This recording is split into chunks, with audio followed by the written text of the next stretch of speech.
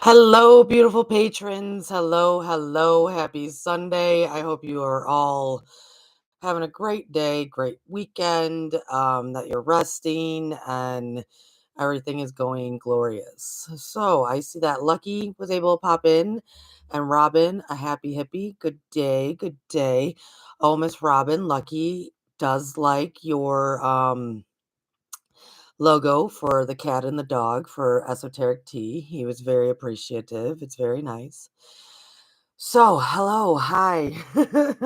Sorry, I kind of I with you all as you mosey on in. I too am moseying on in with you. Um do know folks that this is a reminder to you, and I'll remind everybody on Wednesday as well that I'm taking off a few days because a girlfriend's visiting. If you are a patron who is a star, or sorry, a son, and I owe you a reading, that will be coming. I will be, you know, organizing dates with you soon, but know that the beginning of November has been a little bit chaotic with the house guests coming and whatnot, finishing up some stuff. So I know who I owe. I know who I owe a reading to. I will be contacting you. Um, I don't know about you guys, but my camera kind of keeps glitching. So um I hope everything's transmitting correctly. Hmm. So apropos for the conversation tonight. So as I continue to go, um, a couple of announcements. Some patrons, some of you have contacted me to go a little bit more in detail about the anointing that I'm offering for everybody and the class on the 17th, the workshop. So, as people are coming in, and oh, I see you, Seeker. Good to see you, my dear. Um, the anointing, which I'm trying to think how many have done that. Probably only no, 3 of you now have done it. Okay. The anointing, this is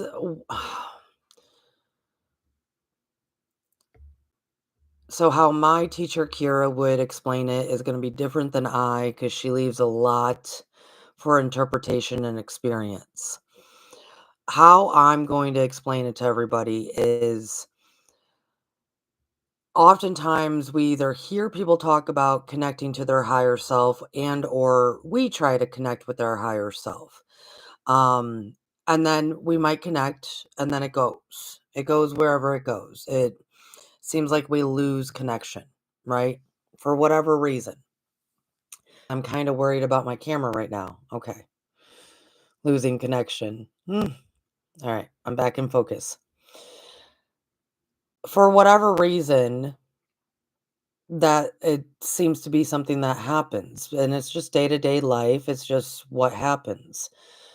What the anointing can do, and it's the name of the anointing is the opening of the channel of the 5 winds.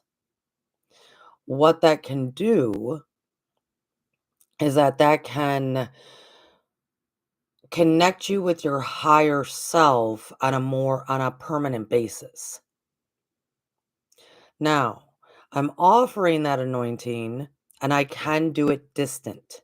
So if our schedules don't line up, especially moving into the holidays, I can do it distant. I did Shelly's out in California. I did Shelly.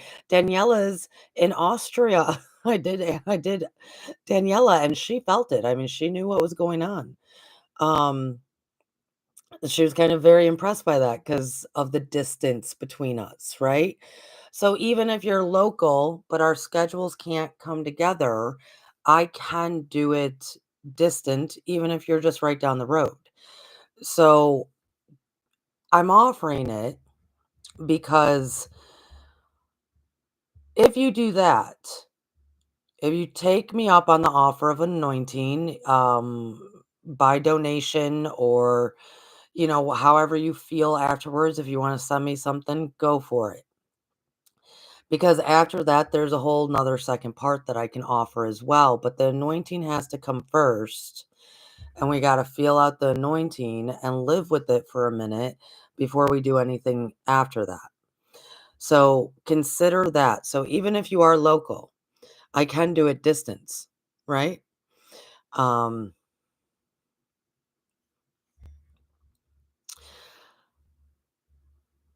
the class on November 17th, it is a Ave Sa practitioner training. So it's more of a workshop. Originally, how I would now, I've taught it a few different times. I've taught it, my pilot workshop was very long, very intense, lots of stuff, usually how I end up doing it. Um, but then so over the time, I've cut it down.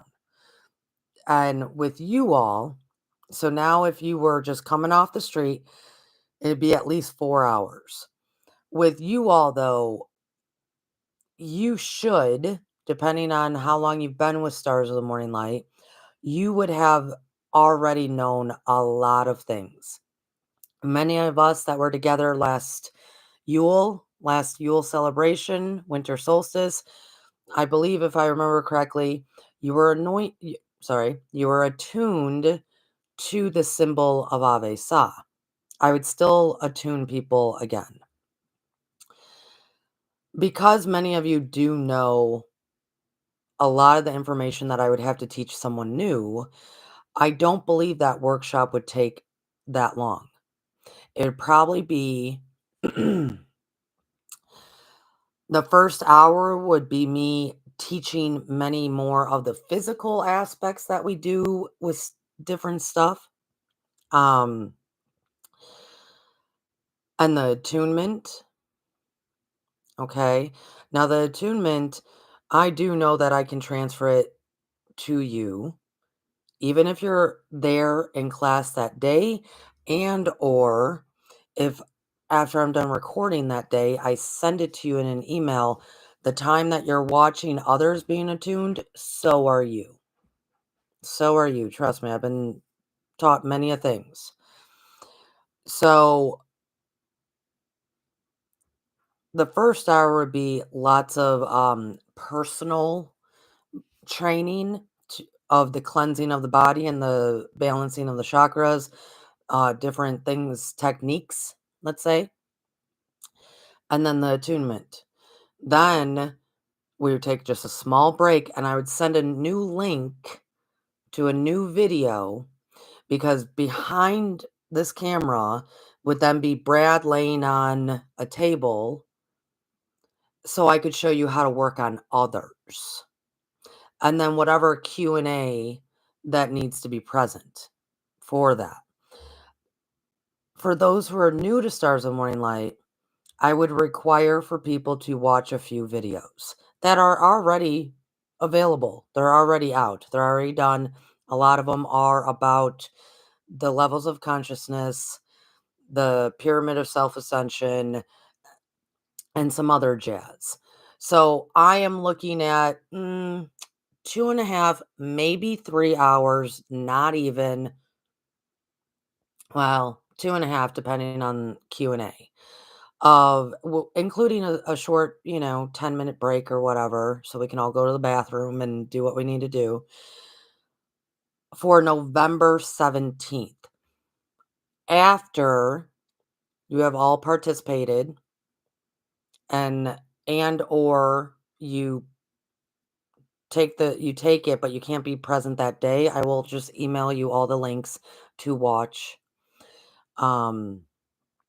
After that, though, I will ask you to practice on yourself and try to find one more person. I really would love it to be at least two, but I know it's hard to maybe find some people.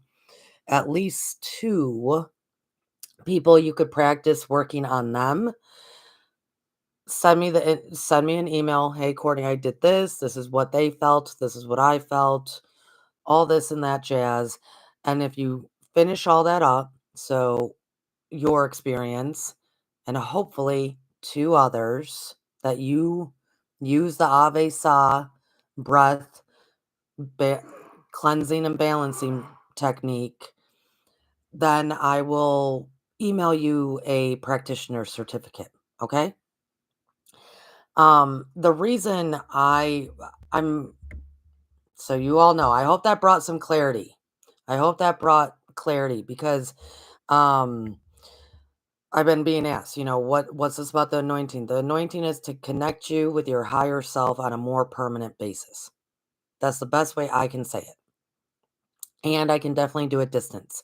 It is donation based or some kind of barter or some kind of something, right? I don't know how to put a price, quote unquote, on something that I hope everyone participates in. Okay. So I would also do it just out of the grace of it's a lovely opportunity. Don't pass it up. I don't know what to say. So um the workshop though is $45 for November 17th. You can pay via PayPal, Cash App, um, Venmo, however you need to do. You can write me a check, Susie, if you're listening. Whoever, if you don't want to use any apps, you can, I don't know, send me money in the mail, in the snail mail, whatever you need to do. Um, it's $47 leading into you will be a practitioner with some you got to practice. There does have to be some practice. Not a bad deal. The reason I'm shifting more so out of like what you guys might not know is I teach Reiki um in person, and I'm kind of shifting a bit out of that. I hope more of my physical one students that I'm with all more so in-person students start teaching themselves. That's what I would like to see. But not also just that, it's that I think Ave saw the healing, the awareness that comes with it, the practice of it all is much more practical for the times we live in, right? It's just a bit more practical. Here's a difference because I know many of you do know Reiki. Robin does Reiki. I know Maya does Reiki. There's a lot of you that Geza does. There's a lot of you that do know of that, at least that healing modality. There's many multiple different kind of healing modalities. Here's one of like the kind of differences that I'm trying to express. There's nothing wrong with Reiki. I do like Reiki. I'm a master teacher of Reiki. Of course, I like it. One of the big differences is with Reiki, there needs to be a period of connection being made. And some who practice often, Reiki students, some who practice often, they can immediately get in the zone, as they might say. But there still needs to be some kind of atmosphere, kind of getting in the zone, calling Reiki energy in, all that kind of stuff. That takes a bit more time, depending on where you are in your practice. It takes a bit more time. With Ave Sa, y- you don't have to do all of that. Now, if you're working on like a client or something, then yes, we'll discuss it. I mean, you want to set the atmosphere. But for your personal self, those in your home, whomever, your best friend that's all frantic and it's getting rough out there for them, you can do it in a moment. In just I can fully cleanse and balance their chakra system, cleanse them. I can do it because I've been doing it for a long time now. I mean, Probably less than a minute. I just need him to lay down somewhere.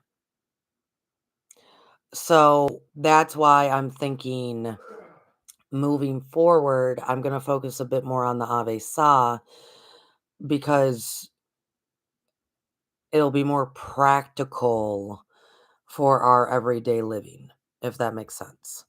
So that's and it's a great it's a great ask Robin. I think Robin was poor Robin was in the pilot program of it and had a lot.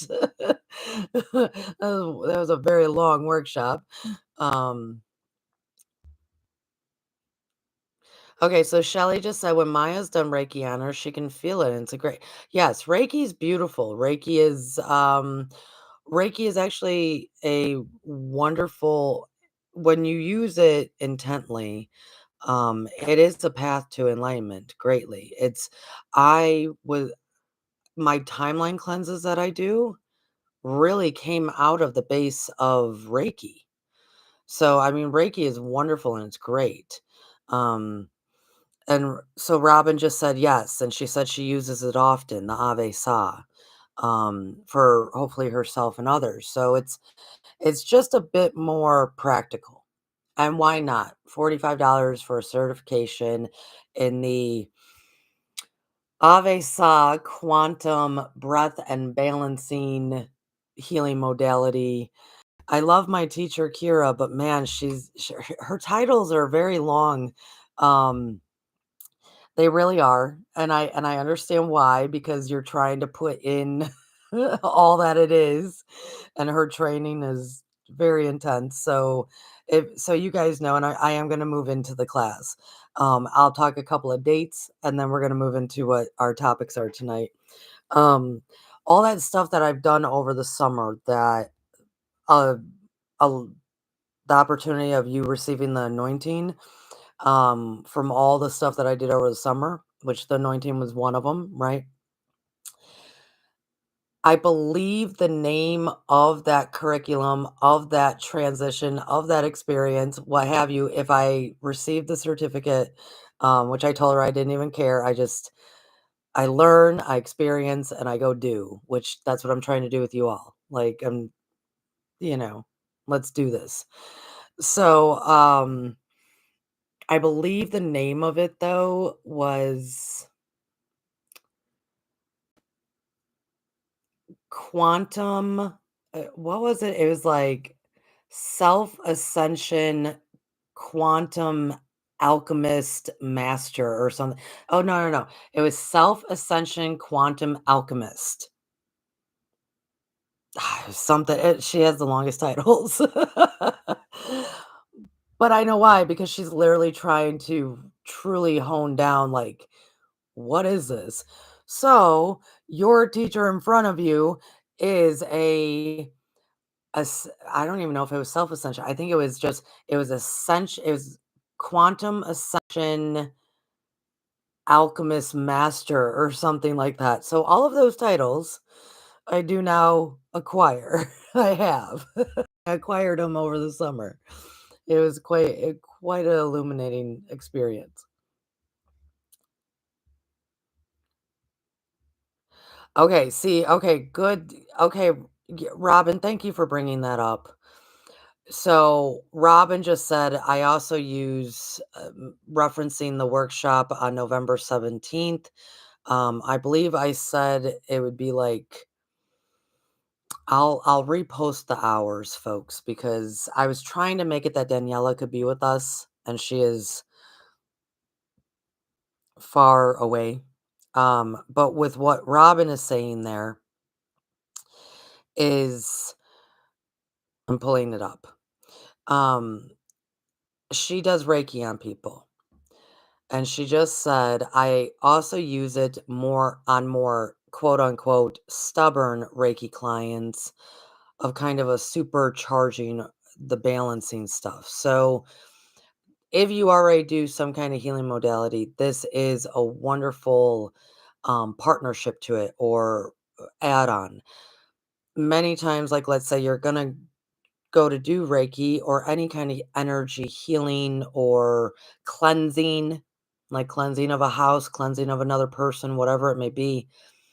Um, there could be hardcore blockers. There could be hardcore resistance, even if they gave you permission.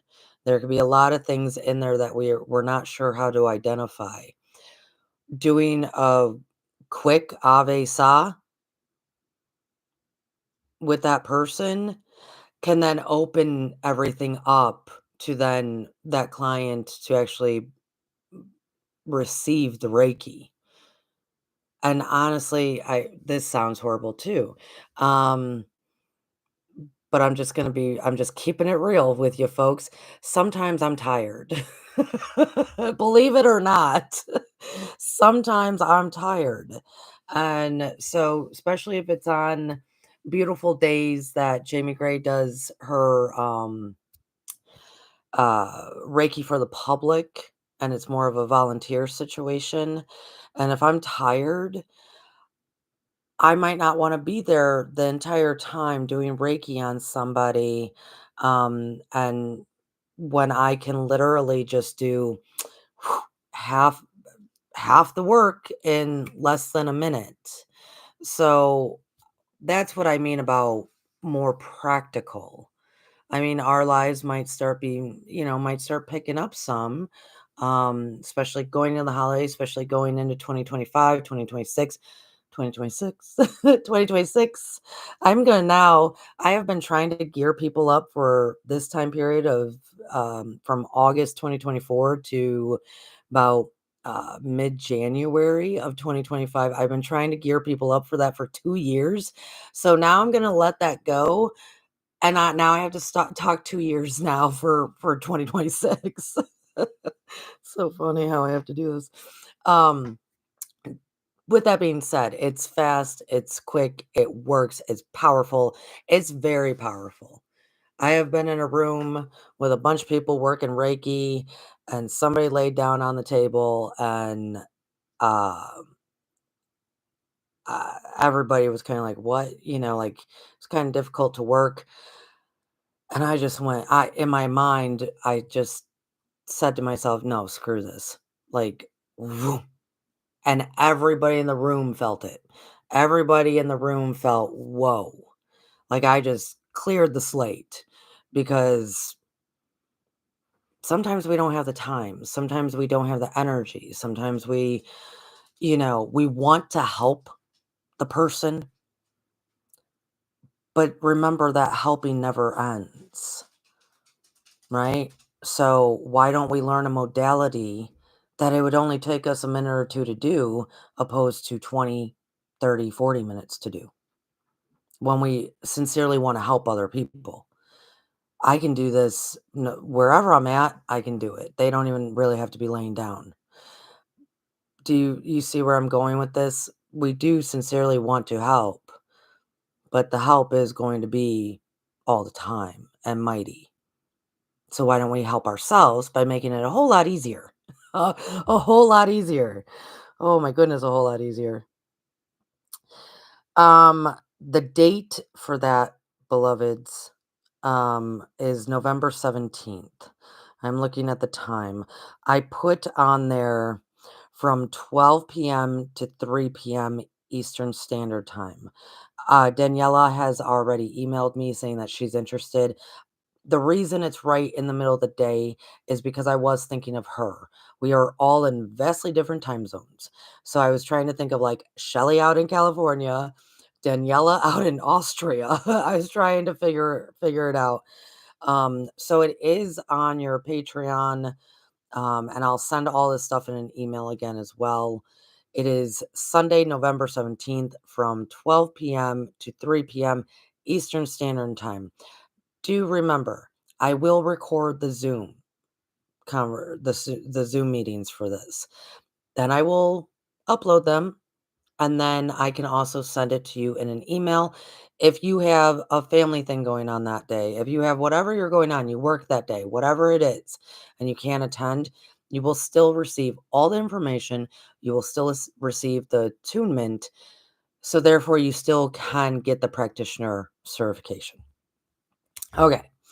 Okay, I think that was Enough of that. $45, folks. Easy. I think I wanted to try to make it fair as well. Yes. Okay, and Shelly said, yeah, it's about 9 in the morning for her, but she'd be up. So yeah, that's what I was trying to sandwich it in for everybody. All right, folks. We have our class tonight, and our next actual class like this, our Sunday night PM class in November is actually going to be the 24th. So right after Thanksgiving. If you catch it later, that's fine. What I do want to say though is that is going to be our last probably mediumship one. That's going to be what we're going to discuss that night is aspects of meditation in regards to mediumship. I do believe because who I am, and it's never to try to scare anybody. I ride so heavy on protect yourself, know what's out there, that I think some who have tried to practice or are hesitant about practicing um, are not opening themselves as much as they could. And it might be because I say, hey, there's a lot of stuff out there, protect yourself. When in doubt, pyramids up, right?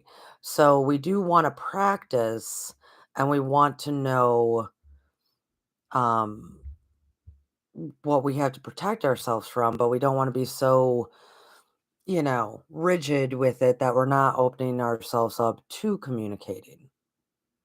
So the last mediumship stuff is going to be November 24th. That actually will give you from tonight moving forward about 3 weeks to practice and get questions to me because tonight's Q&A, but I can't do nothing if people aren't practicing because I can give you tools. We talked about using a tarot deck for those who are tarot readers.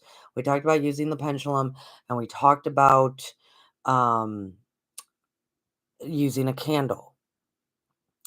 The last class is going to be how do you open yourself up completely, shutting it down completely.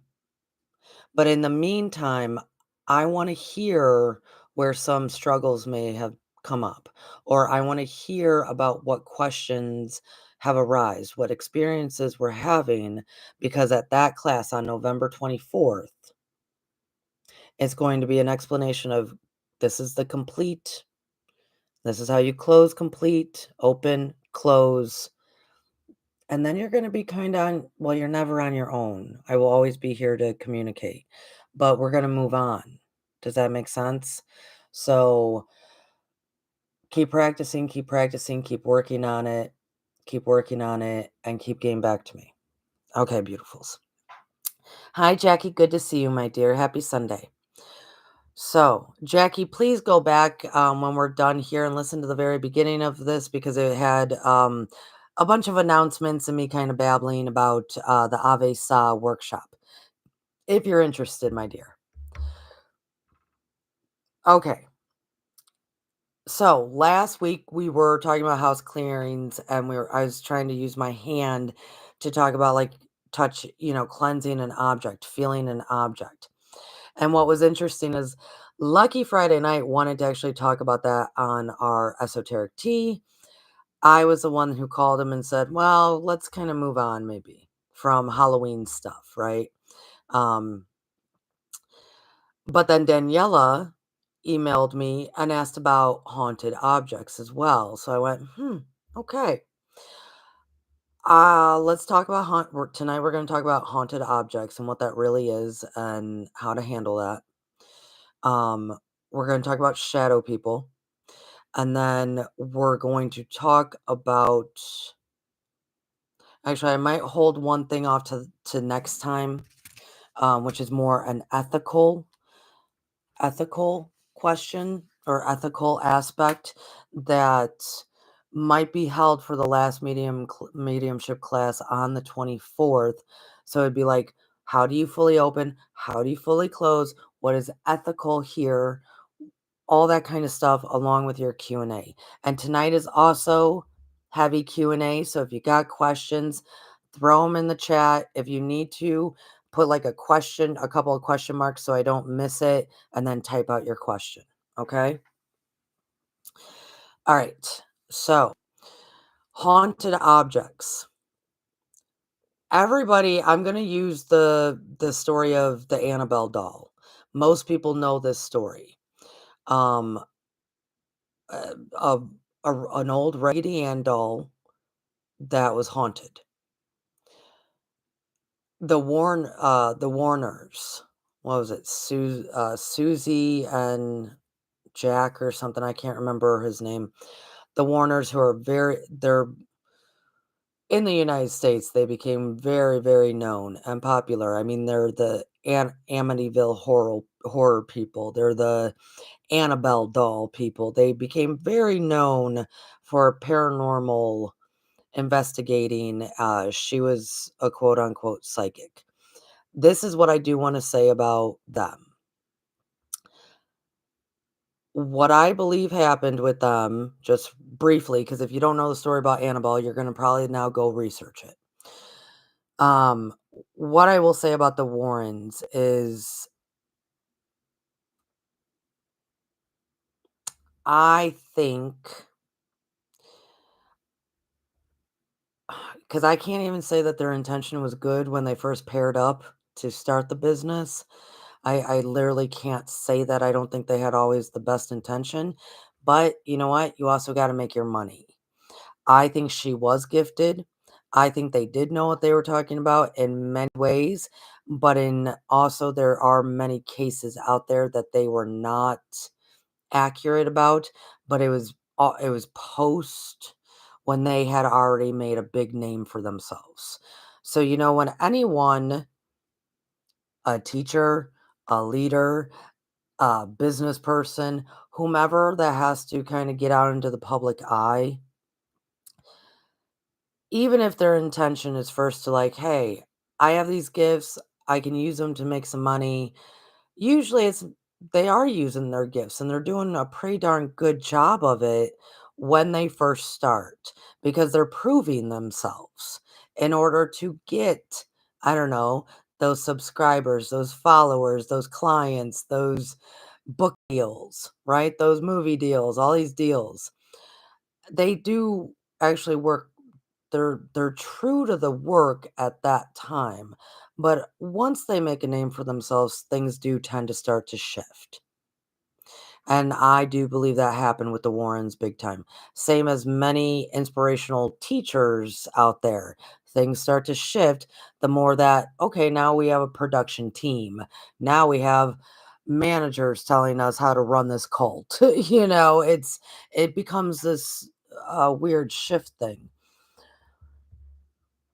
So if you go to study Annabelle or any of the Warren cases, do know that some of them, yeah, they were pretty spot on. Others, not at all. Not at all. Um, like they were just doing their job then. They were just playing a role. Um, and some of their information is accurate, some of it is not as accurate. I just wanted to put that out there because they are a very, very big name in this type of game. And it was always clear to me. It was clear to me when I was a child watching documentaries about them. So, but let's take a haunted object. The one thing, like, I'm using them and Annabelle because it's one of the most well-known subjects, and I can pull from what was accurate and what was not so accurate and what we do about it from that story, if that makes sense. Okay. Um, so the story is this doll, old Raggedy Ann doll, that a mother bought for her daughter who just finished nursing school. So the mom bought it, gave it to the daughter. Daughter was happy, probably grew up watching Raggedy Ann, whatnot. Um, The daughter had a roommate, another female roommate, and they just had this doll around and but then weird things started happening to the point to the extent that one of the boyfriends of the girls, he was also being affected. To the point of like you would put the doll in the chair and then 2 hours later, even though no one was even home, that doll is now in the bedroom. How does that happen? To the point that the boyfriend reported that that doll was crawling up his body when he fell asleep one afternoon and started choking him, a Raggedy Ann doll. Before they had called the Warrens, they had a psychic medium come in, and the psychic told the girls that the doll was actually possessed by a 7-year-old girl who died on that property of the apartment complex that they lived in, who was possessing the doll.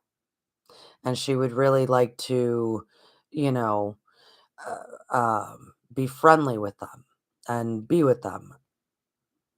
So the girls, the 2 roommates, started, like, catering to this doll. They would buy her outfits, and if they left the house, they would put her in the car with them, they would take her to the store, they were, like, hanging out, thinking that a 7-year-old girl is inside of this doll. By the time it got to the Warrens is when the attack on the boyfriend's happening. They're hearing all that tapping that we were talking about last time, the tapping, the scratching, um, very scary stuff. The doll was able to somehow write notes and letters as well. It was scary stuff. Clearly, somehow the Warrens got word of this, uh, and they showed up. And immediately they said that is not a 7-year-old disembodied girl in that doll. They knew immediately that was some very I will say that that kind of power, that is a 2nd to 3rd tier demon. When I say 2nd to 3rd tier demon, please know that there is an entire series from last October where I talked a lot about demons. It is in the playlist, and if you need to go back to that, I can help you find it from here on Patreon. So they immediately knew, no, that is not a once was human disembodied soul in that doll. It is a demon who is going to try to manipulate to eventually take you over human. Okay, we all probably know this story. There's a little bit of backstory because can that happen? So Daniela actually she asked me about that particular story because it's the most common. She said, "Courtney, what about haunted objects? And what are we supposed to do with them? And what is going on there?" And she said, kind of like the Annabelle story. Like what is that? Um, this sprung from last time's class when I was talking about all the antiques that hold residual energy. Um, this can happen though. How and why? Why wouldn't a demon just avoid being in the doll and just attack the person anyways? Why would it put itself into a doll? A, much easier to manipulate others. Much easier. If it's a doll like that or a toy of some kind, that is to very much try to manipulate a young person, a child, to then eventually possess that child.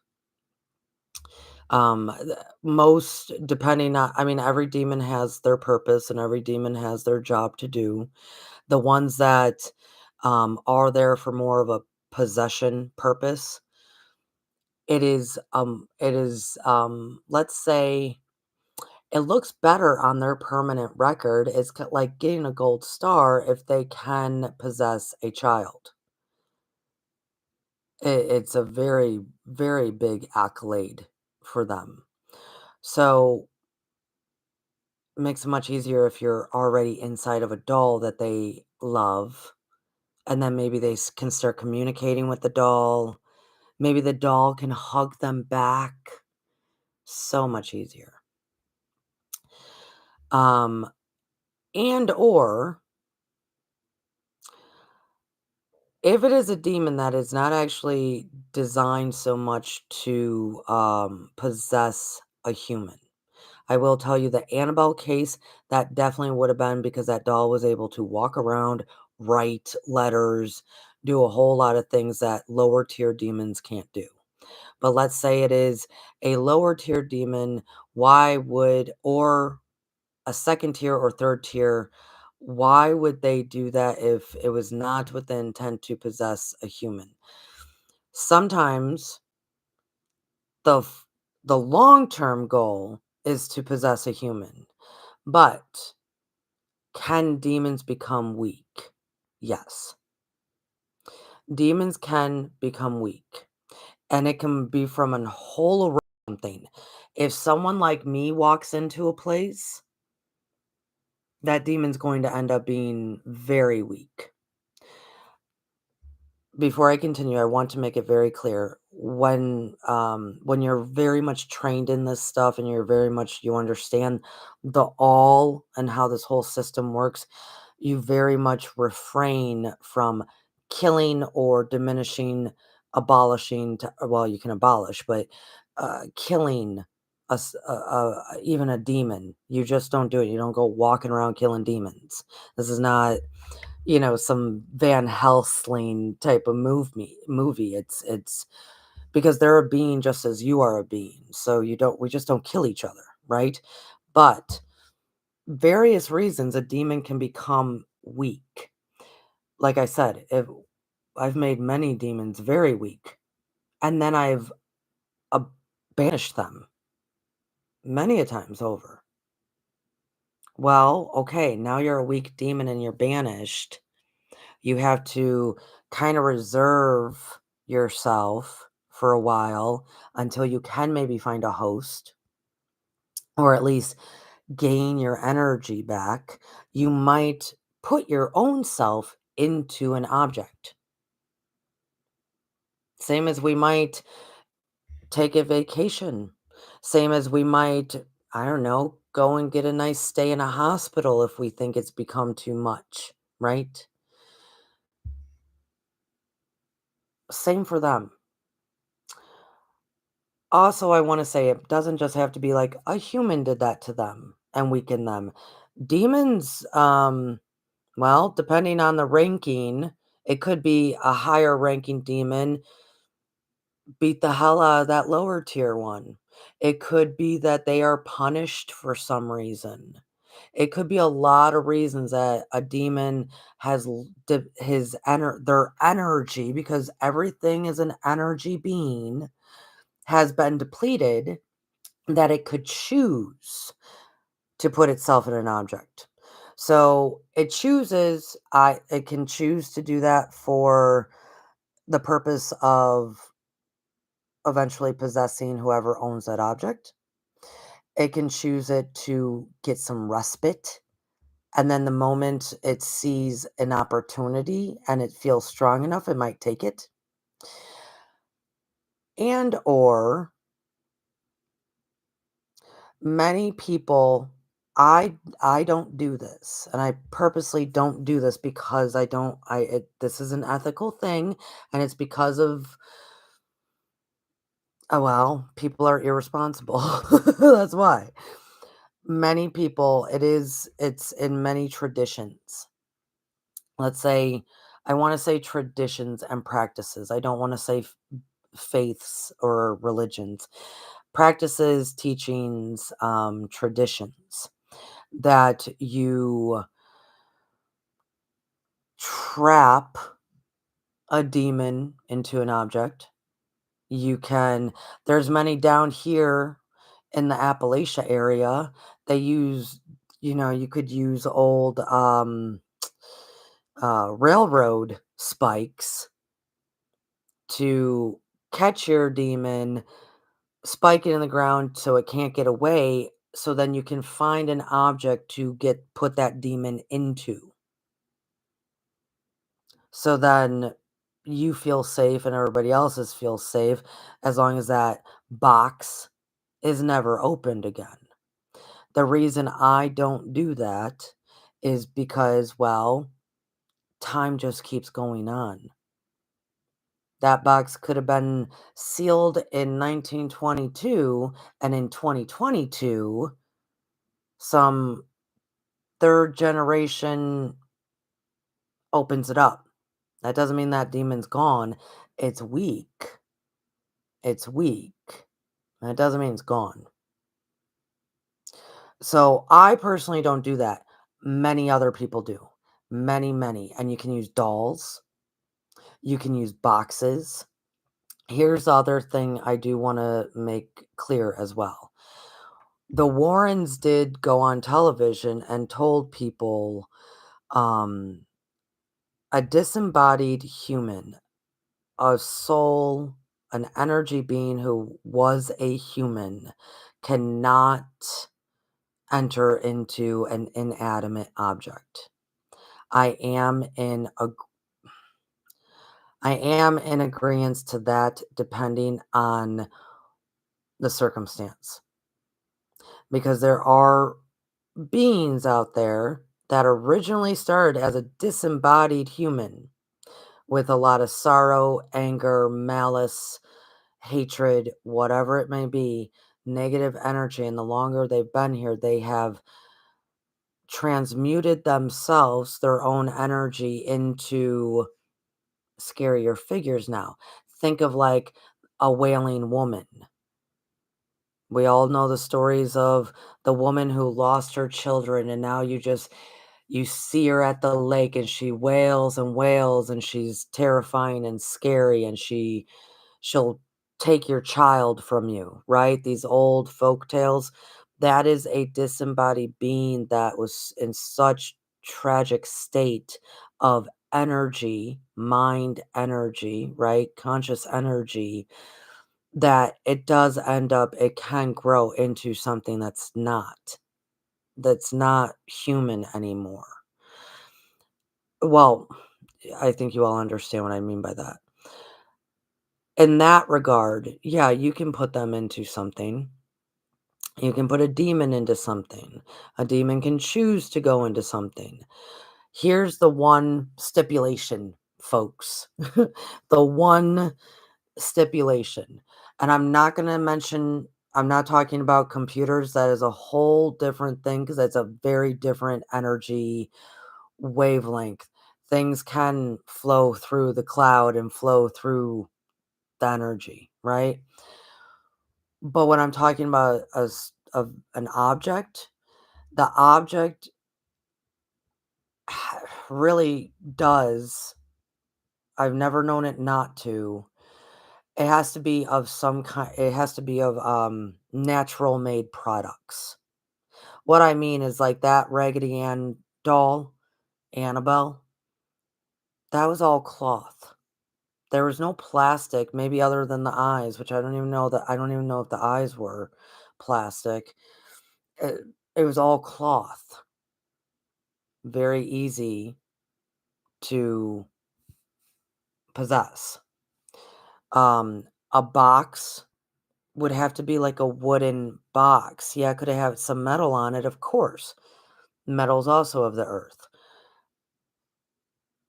If it's natural made products, then yes. Plastic ones, not as easy for them. Because the energy is different with plastic because it's kind of not even there's energy, but it's so low, there's nothing for them to latch on to. So if it's a natural made product like a doll, like a wooden box, um, uh, anything that has like crystals to it, like a barrette, which they're not going to take a barrette. You can't do anything with it. But you see what I mean? Like anything that has natural aspects to it. There is jewelry that yeah, it's got something going on. More of like a curse than an actual possession. That there's been tons of jewelry that's cursed, especially because of the stones and crystals that are made that it's created with. It's so very easy to curse uh, jewels and stones and crystals. Very, very easy. So a curse though is not a possession, a haunting. So I hope that made sense. Now, what do you do about that? um, Also, Lucky has a story, I believe, about an oil painting. Paintings, definitely. Paintings can be cursed. Paintings can also be possessed. They can. Um, Paintings have very interesting energy because of the time involved creating it. And especially if it's an old one that, depending on like the materials used, the time involved creating it. Yes, they can definitely, be possessed. They can even be possessed. They can also be cursed. I mean, paintings. So, what do you do about these things then? Well, A, A, this would go into one of those categories of, hey, call Courtney. She will communicate with you. Jackie and I have not forgotten about your grandmother, my dear. I definitely have not forgotten about your grandmother.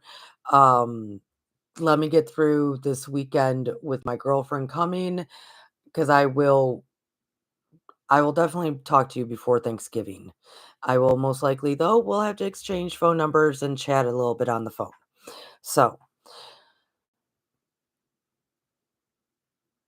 what do we do? This is the one thing that the Warrens did do that I agree with. A lot of people think just burn it. No. No. That releases a demon with actually pulling from the fire energy. So no, please don't do that. Please don't do that. They had locked that doll Annabelle in an enclosure of some kind that they sealed with a bunch of different prayers. They did the um Saint Michael prayer, they did the Lord's prayer. They have a big sign on it that you can look at this doll, but do not communicate with this doll. Do not touch this doll. Do not be near this doll. Now, of course, they were also creating a museum, right? Many of you, you're not creating a museum, you know. Um, we do not burn them. Please, definitely, please hear me with that. Because then you are fully releasing it, and you're releasing it in a way that it very much enjoys. And I can guarantee you it will take all that fire energy and then possess whoever's in front of them. So we do not burn them. Um, can you discard it? Like throw it in the garbage? Yeah. It can go to a landfill. And I'm going to tell you a little scary story. It can go to a landfill. It definitely can. Um, it Because who's at a landfill? Very few other humans are at landfills.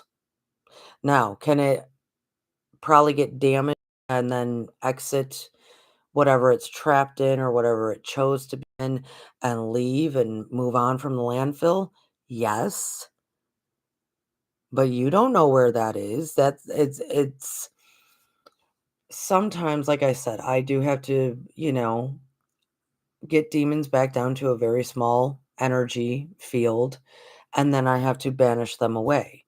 Where they go after that, unfortunately, is out of my hands. It's unfortunate that it's out of my hands, but this has been the relationship with humans and demons and elementals and everything since the beginning of time. So I don't kill it because it is another living being. But where it goes after that, I kept myself safe, my family safe, my neighborhood safe, and depending on how hard I worked, I kept an entire big area safe. So you can actually just throw them away. And I hate saying that, but it's it's what we do. But I do want to tell you something in that regard. If it's an object that is possessed and not cursed, n- whatever it's possessing, it can then just hop to another object. It doesn't have to be in that unless it's been sealed into it. It's two different things. So remember, choice. Did that demon choose to do that? Or were they sealed in it? Two different things.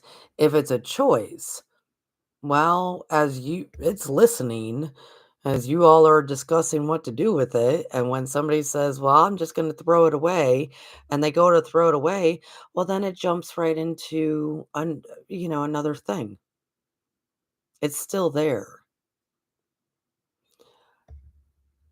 So also have discussions outside of away, like far away from wherever the item may be. If it's trapped in there, it can't leave, and that is kinda when you send it to a landfill. That sounds horrible. You can also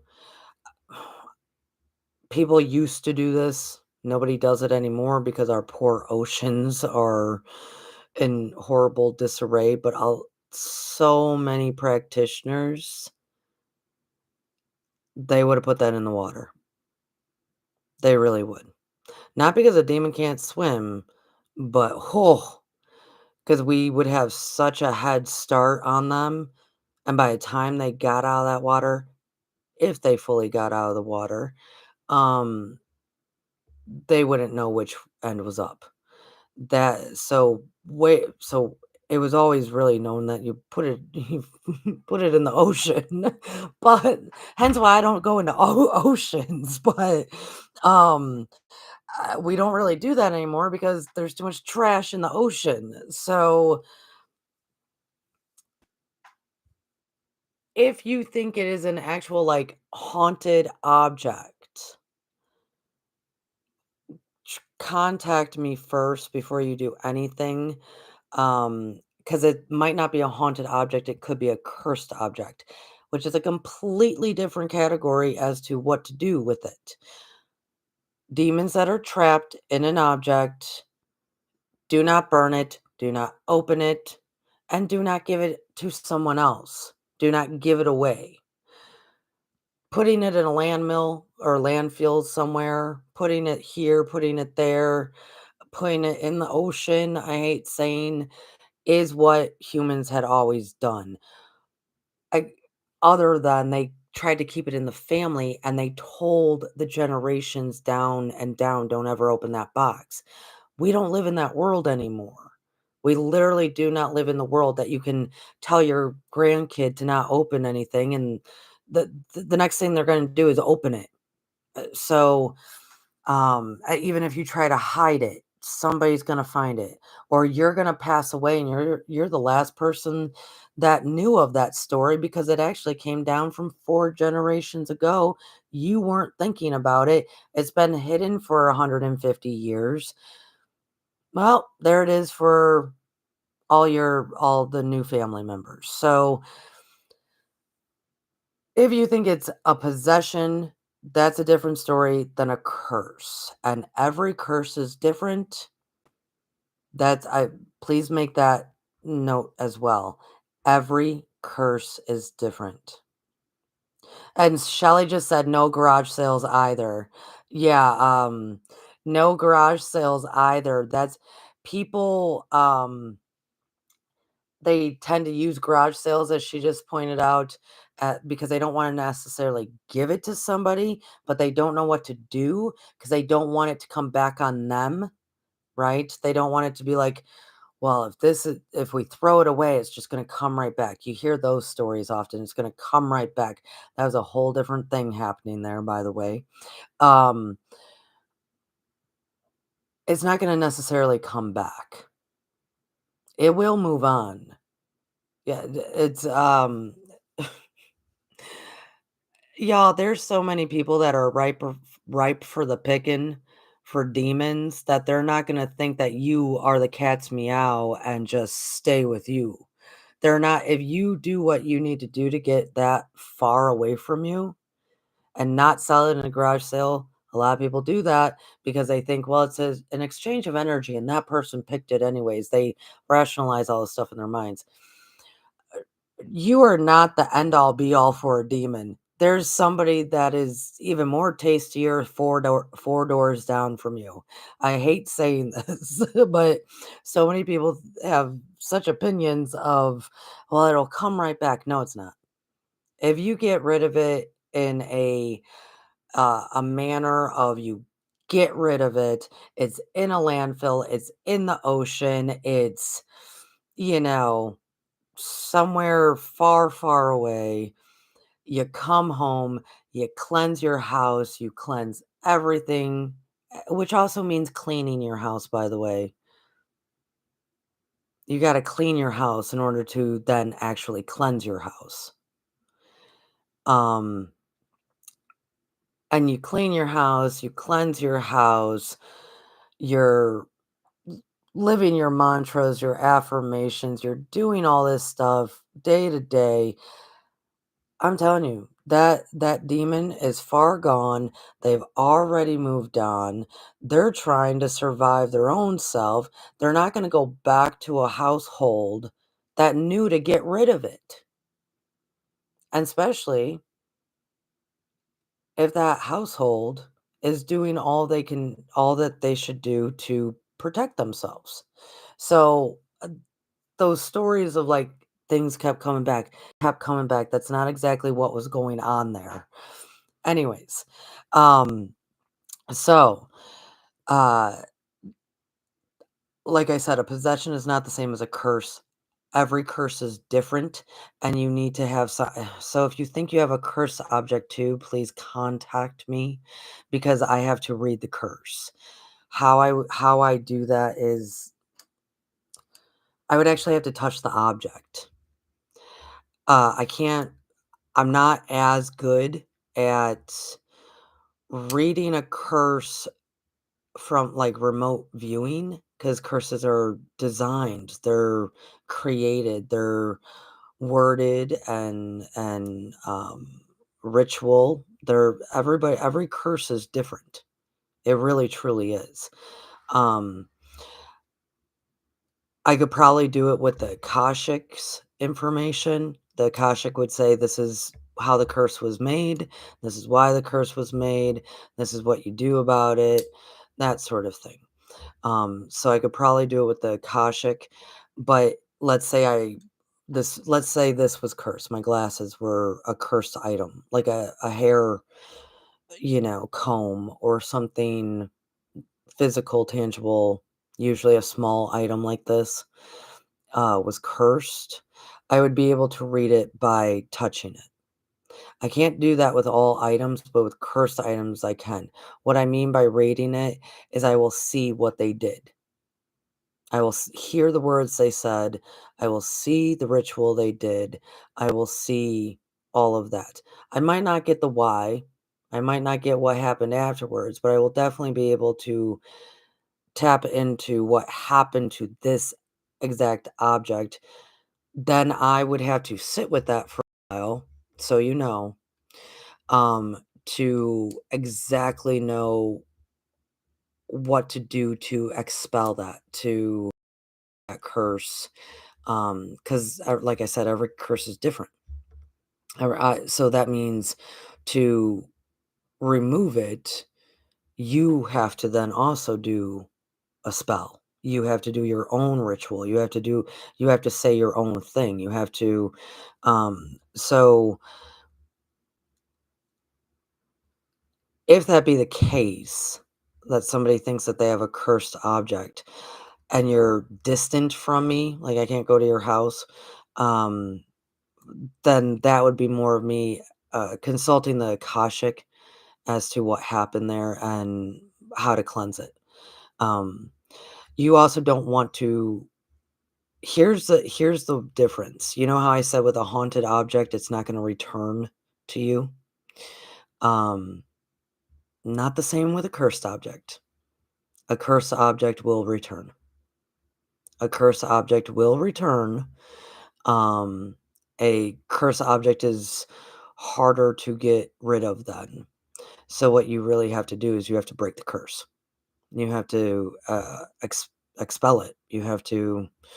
So a cursed object is much harder, in my opinion, just so everybody knows, much harder, in my opinion, to deal with than a demon trapped in a box. Like that's pretty easy. It'll move on. Like I said, there's tons of humans that are ripe for the picking in their mind. A cursed object is attached to usually an individual and or a family line. It will come back. You could throw these glasses out, they'll be back. You could sell them at a garage sale, they'll be back. It is because of the energy attached to the object.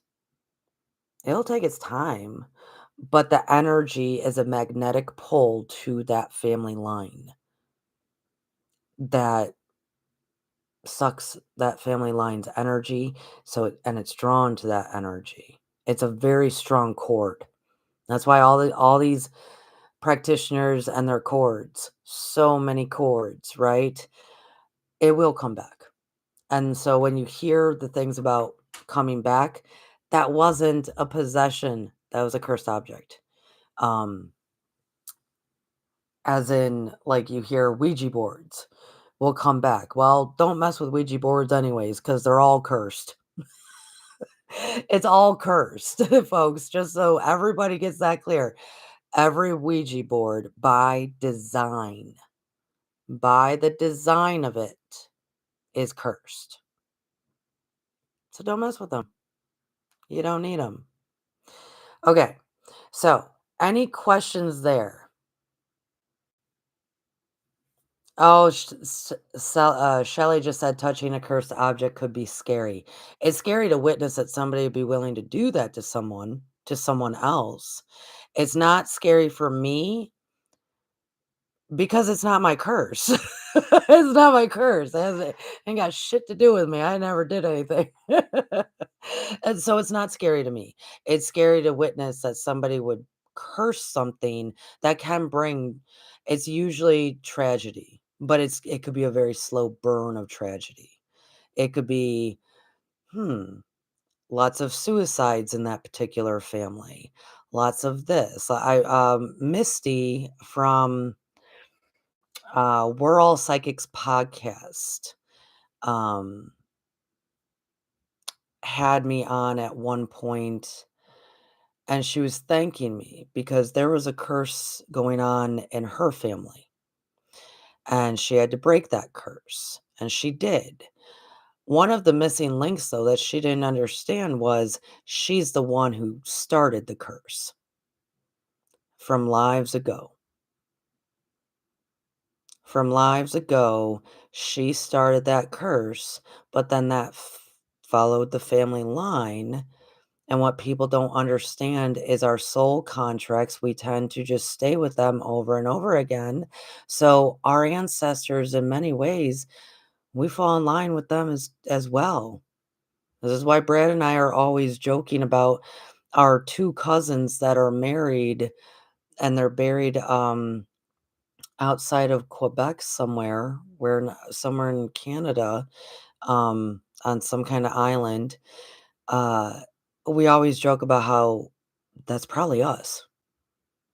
It's probably Brad and I buried there outside of Quebec because we all rotate together in many ways and in same locations. So Misty created this family curse and it's just been going. It's just been going, regardless if she was alive in that time period or not. It's just been going. So she was actually the one that had to break it because she's the one who started it. So cursed objects are attached to either a family line of energy, soul contract wise, ancestry wise, and or that current individual. So I'm not ever afraid to touch a cursed object because I'm not cursed, nor do I allow myself to be cursed. But so that's food for thought. That's a little okay. So I got a question. Can we get can we get struck once they're oh, can they get stuck once they're in the objects? Like if they're in a doll, like if a demon chooses to go into a doll, can it get stuck in there? Um,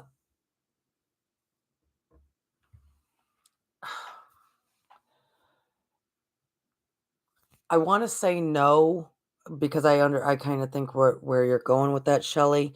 Here, I'm gonna give a couple scenarios. If a demon chooses to go, like, into a doll to possess another human, no, the main goal is to possess a human. So the moment that they have a opening to do that, even if it takes them a while, they're gonna go to that into that human. So they're not gonna get stuck. If it is to restore energy for a moment, get a little bit of respite, like I said, that's still a choice by them. They're still not really gonna get stuck. What can happen there though is, let's say they go into this doll, and for some reason now this doll is put away into storage, and no one's around it for a long time, and it takes that demon quite a while to realize, oh, I went into a doll and, no one's touching me, no one's around me. Its energy can deplete and deplete and deplete, and it's harder to then leave the doll, but it'll still leave, and it'll crawl out from its little ways and find something else. That is when, beautiful people, it will usually try to latch on to an animal of some sort. So, like, take that scenario, it's in a storage unit. It's realizing there's nothing around for it to gain energy. It will then leave that doll very depleted, get out of the storage unit, but it'll attach itself to a rat outside. Then it'll attach itself from the rat to a dog. My dog had attachments when I got him. They'll attach themselves to a dog to rebuild their energy to slowly, get healthy again. Because demons are mostly energy suckers, right? Can they get stuck? That is only as if they're trapped. So let's say uh,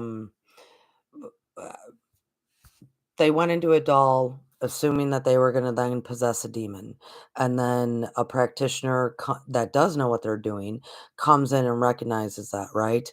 And they bind that demon to the doll. That's not them being stuck. That's now them being trapped. That's them now being bind to that doll. So, stuck, no, because that's all if they're doing it by choice. Even if it started out as a choice and then something came in and interfered with their choice and binded them to it, that's still not really stuck. That's now they're trapped. So, I hope that helped a bit with that one.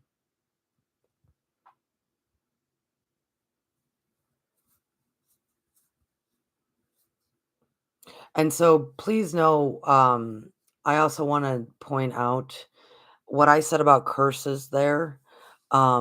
Most objects are more times than not cursed opposed to possessed.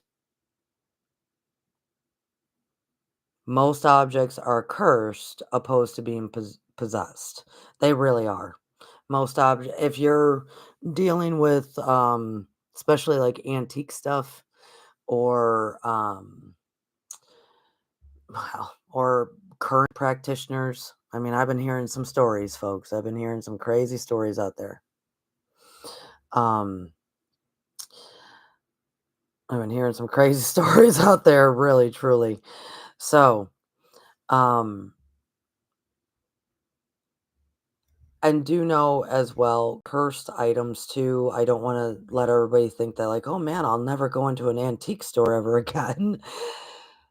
A lot of cursed items as well, like, let's say it is an antique, like, this was a cursed item from 200 years ago, or well, I won't even make it that long. This is a cursed item from 150 years ago. Let's say that. This barrette was a cursed item from 150 years ago, but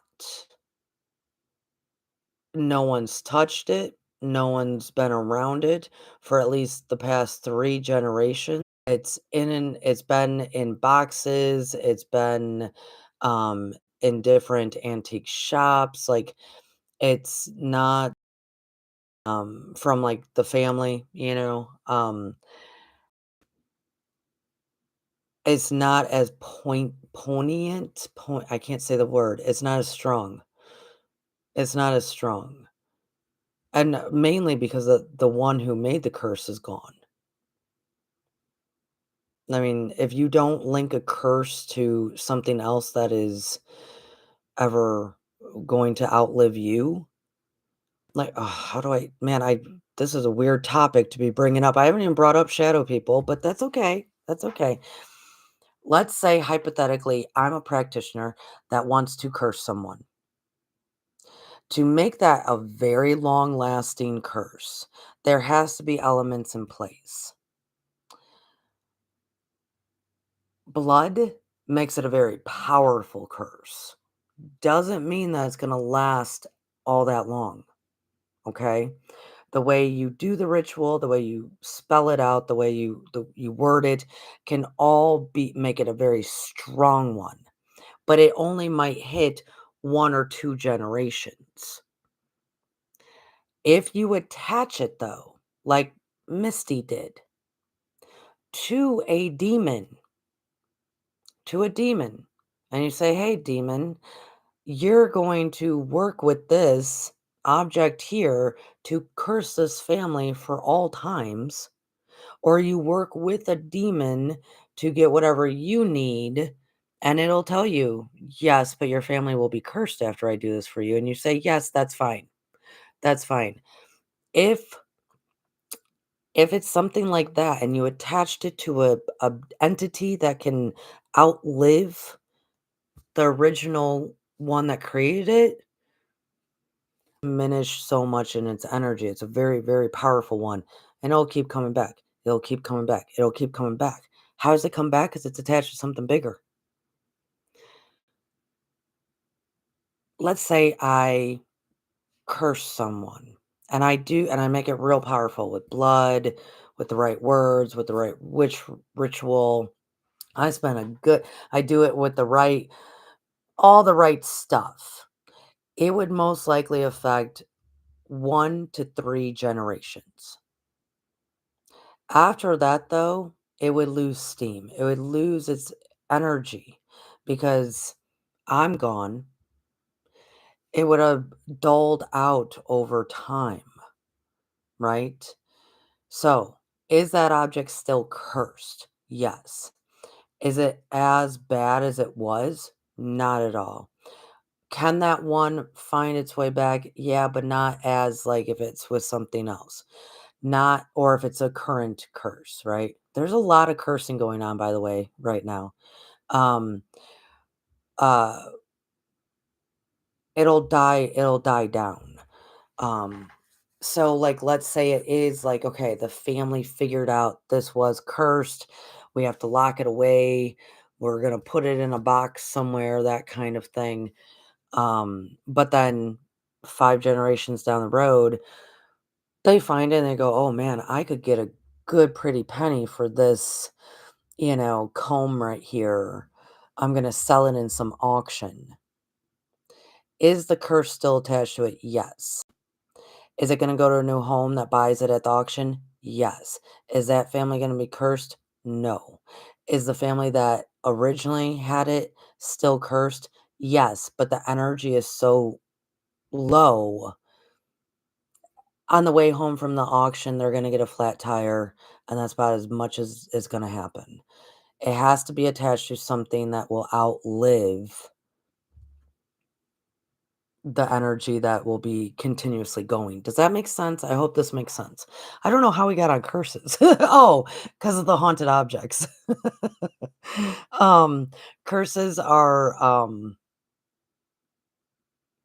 yeah, each one is different. Each one can be mighty and powerful, and I personally be way more worried about, uh none of you are ever going to be cursed because you're good people, but I'd be more worried about a curse than a possessed object because, like I said, you have to know to be able to break that. You have to know a lot. You have to know a lot. So, oh my goodness, 9:20. We're gonna talk shadow people. Jesus. This is a wild conversation. How are you all holding up? How are you doing? Yes, Ed and Lori Warren. I just saw that. Thank you, Shelley, for saying their names.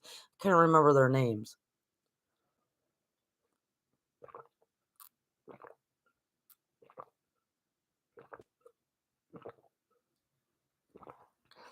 Shelley said, "Well, I guess they shifted."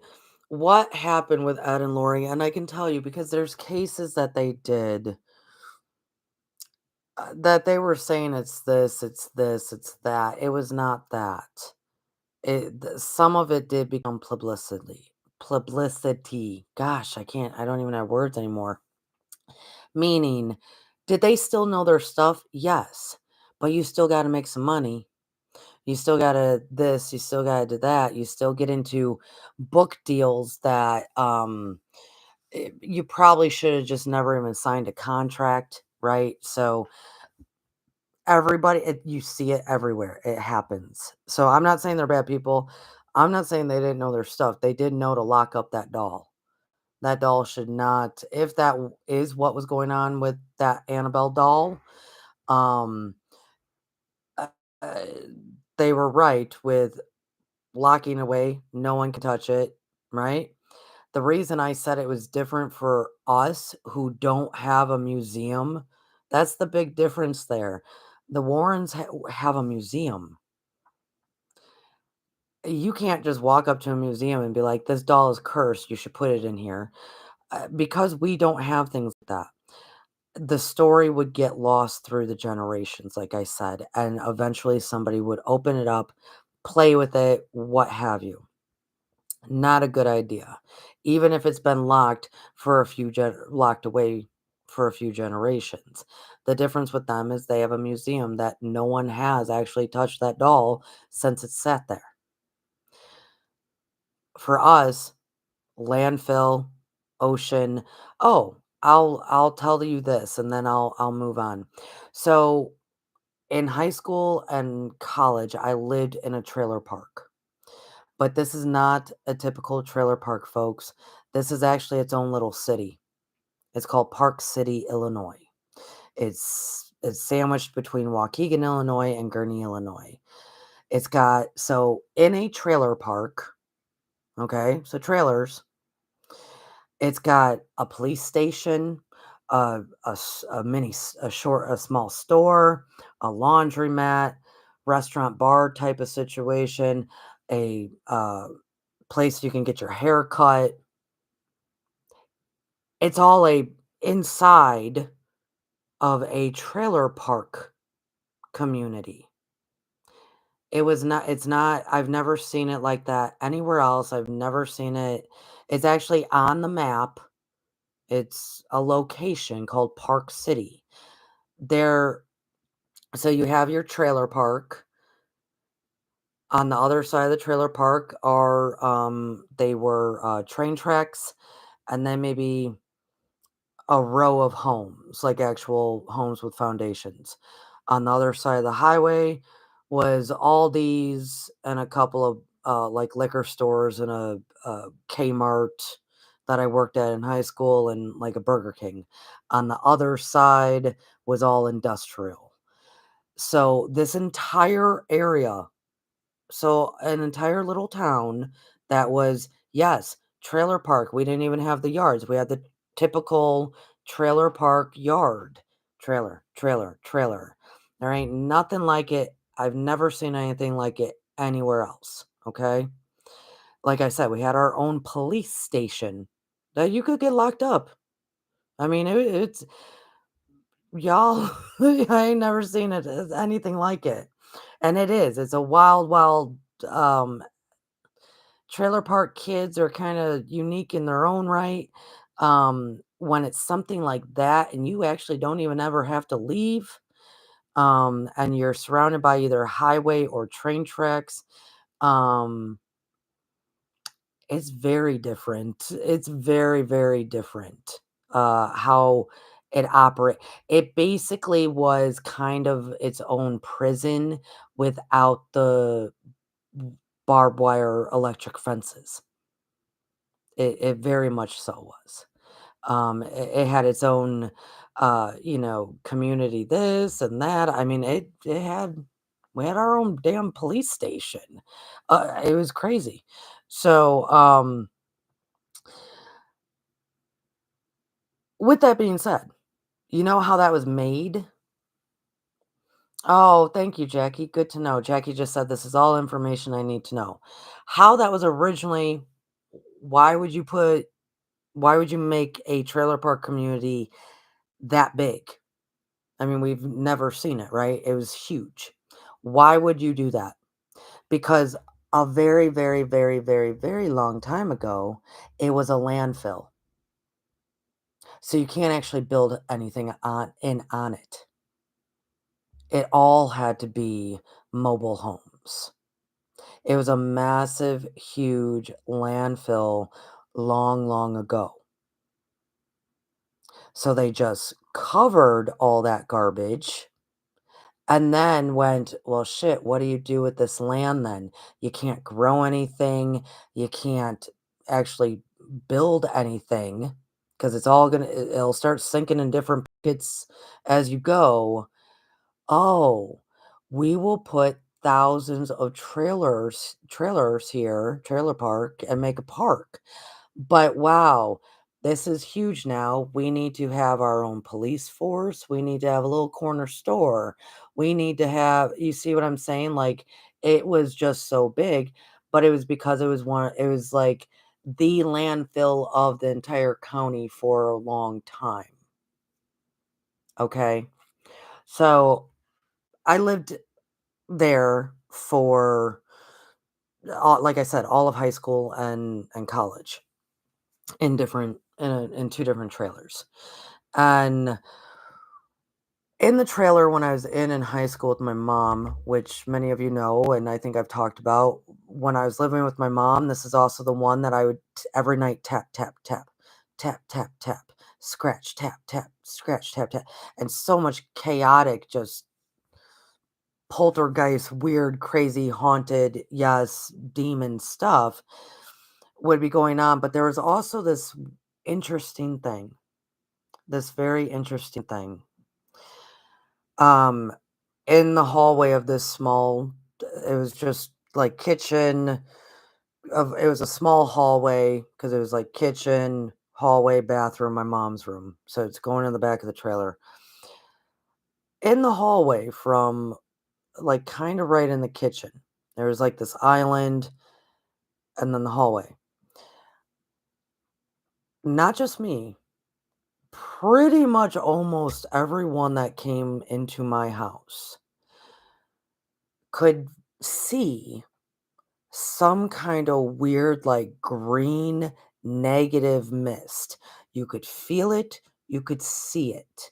And it looked like green puffs of smoke, mist at times. It was always green, and it just felt so negative. And I had to walk through that every day to go take a shower. Everyone knew it was there. My mom knew it was there, all my friends knew it was there. Everybody go, "What is that? What is that?" And to tell you the truth, I did not know. It was not a portal. I knew it was not a portal. It was not a topa. I knew it was not a topa. I had no clue what this was. I couldn't really cleanse it away. I didn't know what it was. It wasn't until very much later. I mean, much later in life. Much later, because now I asked the Akashic. It's like all these memories started kind of flooding back to me, and then one time when I'm in the Akashic talking to him about my life, I said, "Hey, and by the way, I never got to figure that out. What was that? That green smoke, sometimes green mist, it was just always present negative green energy." You wouldn't believe what it was.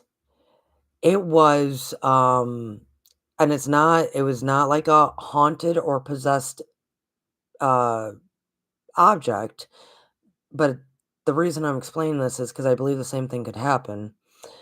Um, Below that trailer, the Akashic showed me, was severe chemical waste. Severe gallons of chemical waste.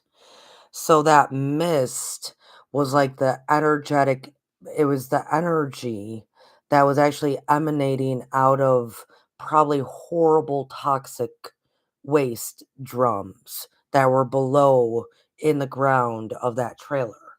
Everything is energy, people. Everything is energy. And the Akashic showed me that, and I went, that's why no one could figure it out. Myself, my other psychic friends, no one understood what that was. We had no idea because it didn't do anything to you.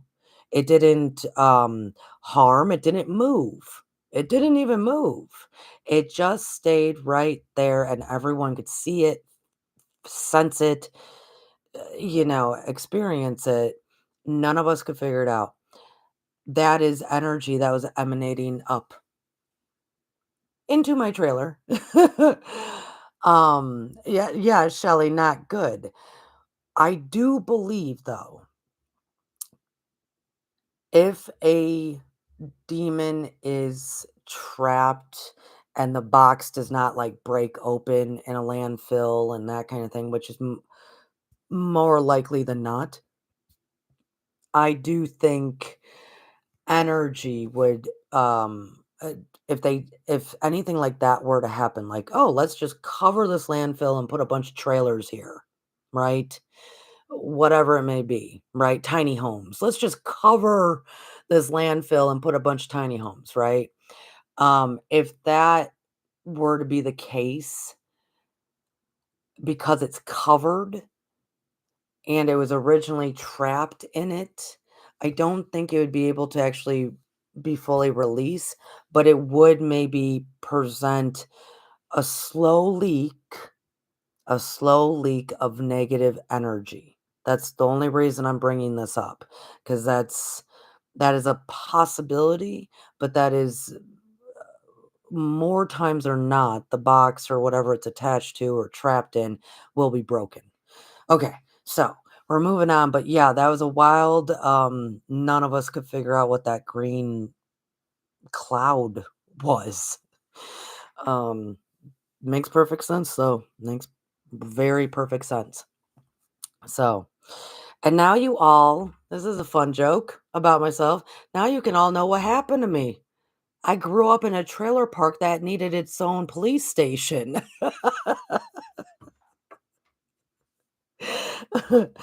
Oh my goodness. Shadow people. All right. Shadow people. I'm actually kind of happy that we stayed more on the objects than anything else because here's the deal with shadow people, folks.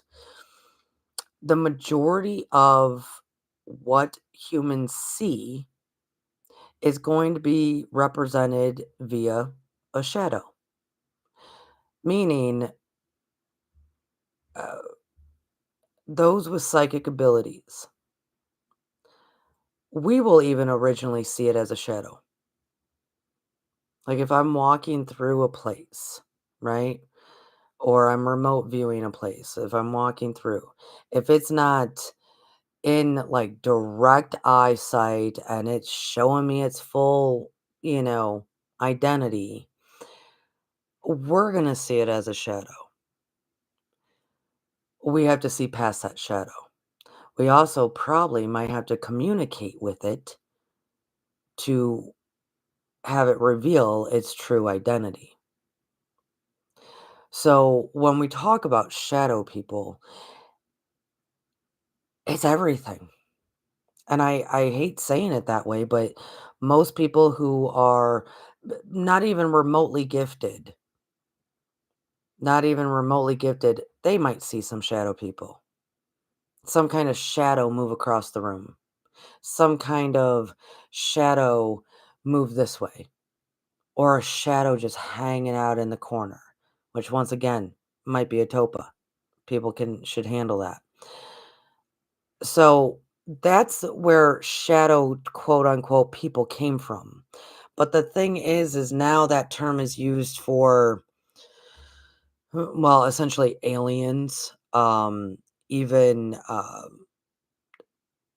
like the Men in Black kind of thing. There's a shadow being attached to that. Um, everything ends up being a shadow people, shadow being when you hear people talk about it. So demons will look like shadows. Everything will end up looking like a shadow to an untrained eye and a trained eye.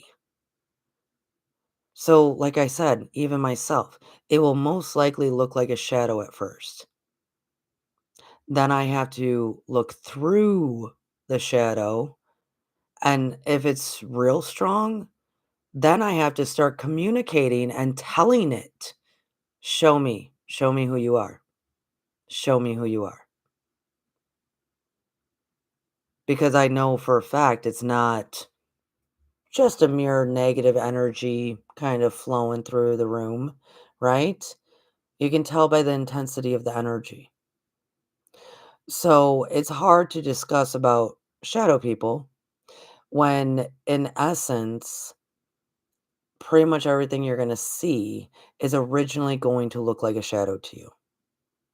That goes from those who are capable of being chameleons.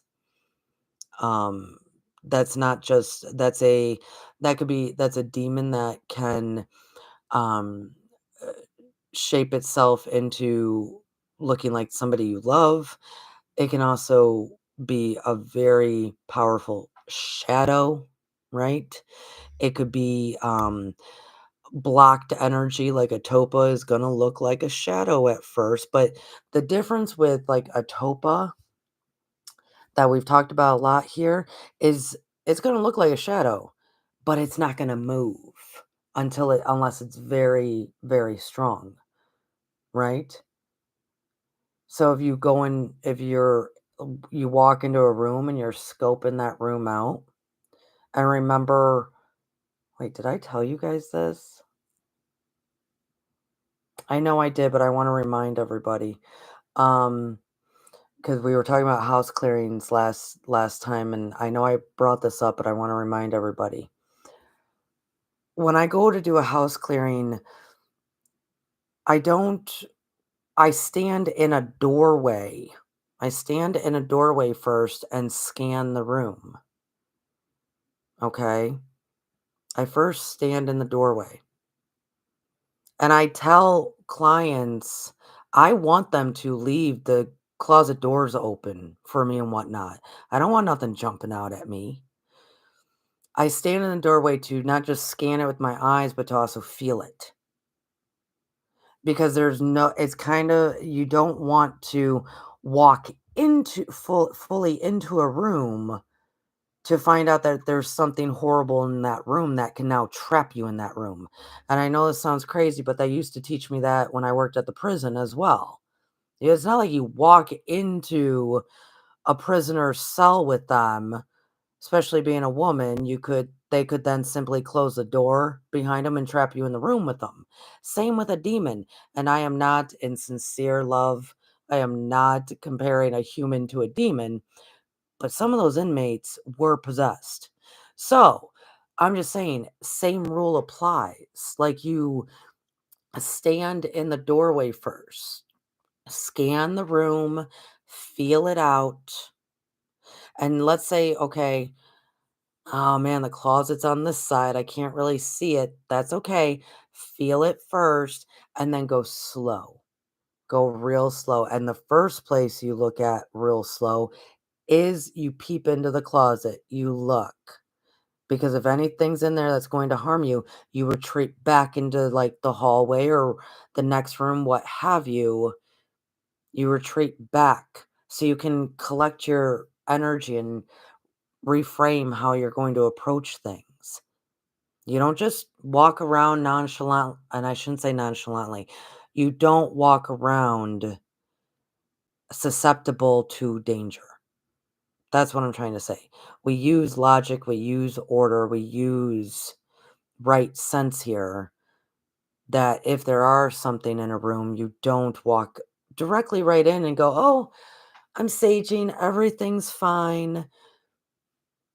When a very strong demon can close the door behind you and attack you.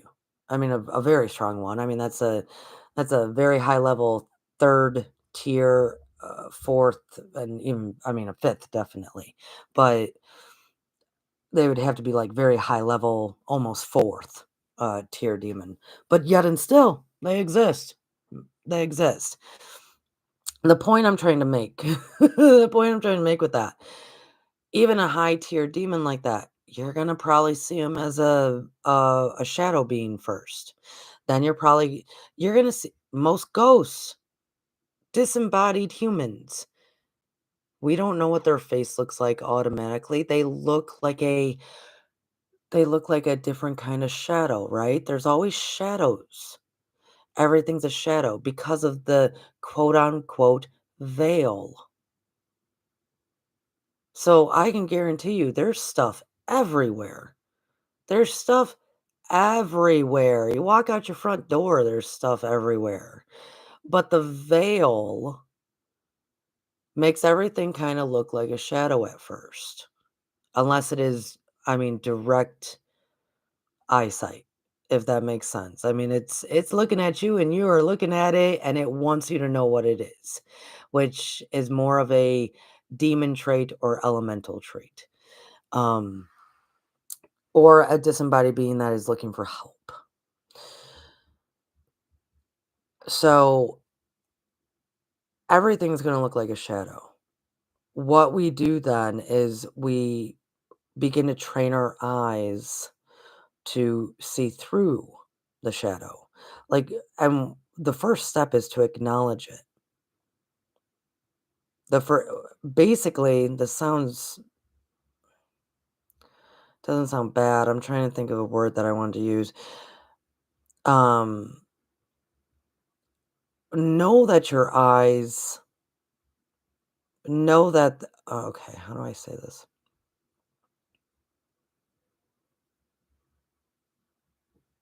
Hmm. Okay, this is what else. Okay, so most people here, we know to not take any news, media, anything that is projected out to take it kind of at don't take it just at face value to go deeper, look deeper. What's the real meaning? What's the real story? And I'm not just saying news and media, but whatever is being projected out. What is the bigger picture here? What's the bigger message? What's the deeper message, right? Same with your eyes. Same with your eyes, because your eyes are human all the time. Your eyes are buying items at the store. Your eyes are kissing your children goodnight. Your eyes are watching TV. Your eyes are walking the dog or going for a hike. Your eyes are always human first. So that would be that first layer. That's your headline that we read, right? And then we go, "Whoa, that headline, what I don't know about that." Let me read the whole article. Reading the article would be acknowledging that, hey, eyes, I just saw something. I have to look past. I have to look through. I have to look through the shadow. So we do have control over that. Either we look through the shadow or we don't look through the shadow. It is a choice. Same as there's a million headlines that probably go past our eyes day in and day out. That doesn't mean that we read every article or we even watch every news report or we whatever, we click on it. We don't fall for every clickbait. So that doesn't mean that every shadow that we see, we have to stop and investigate and look past. It's a choice. But if we were to choose so, it's the same kind of concept. Then we have to go to the next little bit. We have to click on it. We have to read it. We have to what have you. Then we have to then tell our eyes, look through the shadow. And your eyes will this needs practicing, folks. This needs practicing. And it's okay. It's okay. Some are more gifted than not. Some all the gifts are different. I know where we're gonna end tonight, by the way. Um, Remind me to end on a beautiful conversation I had with someone about being clairaudient. All the gifts are different, and sight is different as well. Some they see it with like within their mind's eye. So, are these eyes still seeing a shadow? Because it's going to be your human eyes that see the shadow. It's gonna be your human, everyday, walking around eyes that go, "Whoa, did I just see that? What was that? Was that a glitch in the matrix? What was that? Was that a black cat? What was that?" Your human eyes definitely are gonna see it first, your everyday walking around eyes. If it's something that you have seen a few times, and if it's still enough that you can look at it, well, then you have to tell your eyes, "Look through that shadow." If you get a sense, based sense, you feel, right? Use your senses, sight, sound, taste, feeling, all that stuff. If you sense that the energy is strong, well, then it is most likely something not just a shadow. So then, once again, you have the authority to say, reveal yourself to me, reveal yourself to me, reveal yourself to me, right? This is the same concept as having it or forcing it to tell it its name, like during a exorcism. Tell me your name. There's a big reason why they say, tell me your name, by the way, because when you have the name of something, you have control over it. And if you name something, you just, well, gave yourself a pet to take care of.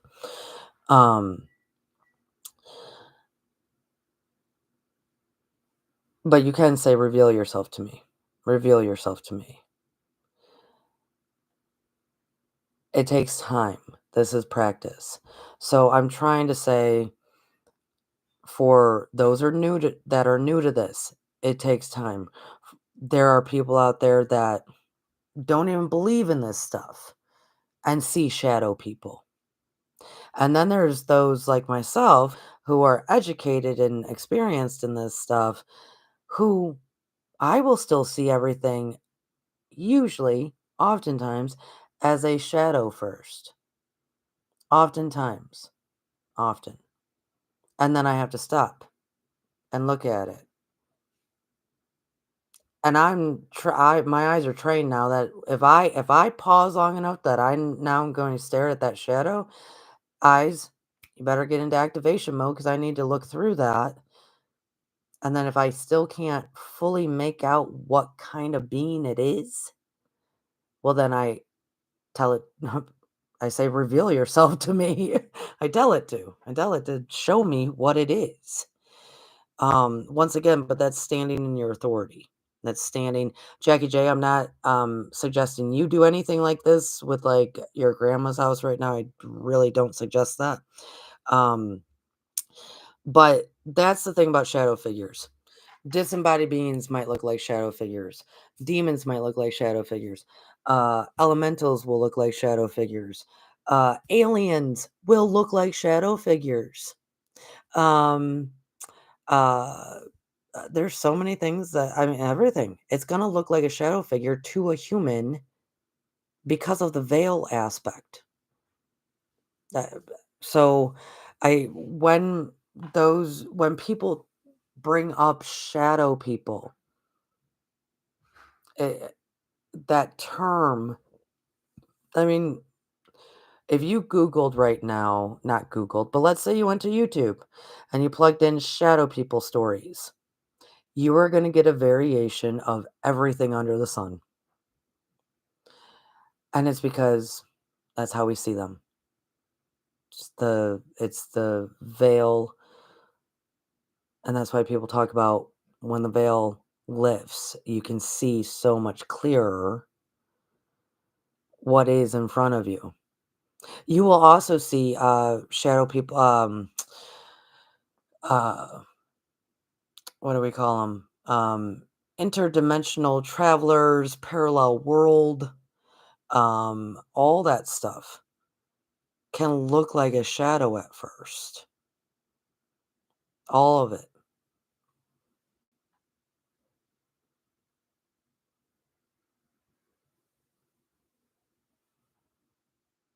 Yeah, okay. Good. Thank you, Jackie. Um, and one last little token of, so that's what I'm saying about shadow people. Actually it was Robin who texted a couple of weeks ago and asked about that. Did I ever talk about it? I do, because I talk about every single little thing that somebody could run into. Actually, there's a lot of stuff that I do miss. I don't miss, I just put everything's in a category. You have elemental categories. You have um, uh, demon tiers. You have disembodied beings, right? And even they can morph over time. Go back to all of the lessons last October because I talked such in depth there about this stuff and I brought it back into this season, um that anything really truly, it could even, y'all, it could even be, it could be a fairy. You're seeing it as a shadow. It could be, um, I mean, I've never seen, like an elf. I've never seen, I don't know if elves, like I said last year around this time, I don't know if they're still in existence. I don't know. But it could be some kind of elemental like that, that we think looks all cute, everything's cute, um, when in reality they're not. Um, it could be something like that, but it's still going to look like a shadow when you first see it, right? So from stuff that's might be helpful and pleasing and wants to work with you instead of against you, to things that are possibly harmful, all of them will look like a shadow figure, um, at first sight. So I have actually talked about it, um, because of that. I've tried to put almost everything out there now, last year's classes at this time to this year's classes. The difference was with last year, we focused on me helping helping people understand there is like categories. Same as we are the human race. We are humans. That is a category of energy being. Like, that is a category. Same as there's aliens, that's a category. Demons, that's a category. These are all categories. Now, within those categories, have I spoken about every little, being that's in 'em? No. No, that would go on forever. That would seriously take a lot, especially when you get into, like, cryptos and I mean, no, I haven't. But you can at least be able to identify if you can get past through that first veil of the shadow, you might be able to then at least identify what category are you working with here. Is that a demon? You will be able to tell energy wise, look wise. Um, is that an elemental? You'll be able to tell. The one thing I do wanna say is there are some elementals that are just as bad as demons. You will be able to tell that they're bad, and there's some demons that very much look like elementals. So, it gets a little tricky, but you at least know positive and negative based on your senses, right? You will know if you're dealing with a disembodied being once you get past that veil or that shadow, right?